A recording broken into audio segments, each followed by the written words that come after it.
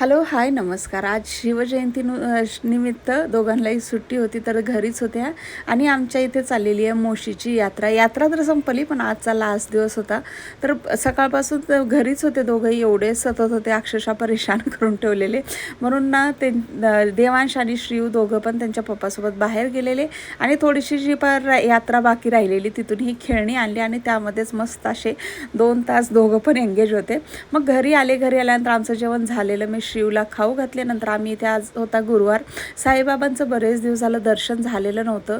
कारण आम्हाला इथे जिथे राहतो ना तिथून बरंचसं लांब पडतं हे मंदिर. आम्ही जेव्हा लास्ट इयरला राहायचो ना तिथून जवळ होतं आणि खरंच खूप सुंदर मंदिर आहे. हे आळंदी रोडवरती आहे, साईबाबांचं मंदिर आहे. खूप मोठं, प्रशस्त, एकदम क्लिनिंग वगैरे व्यवस्थित सगळ्या गोष्टी आहेत.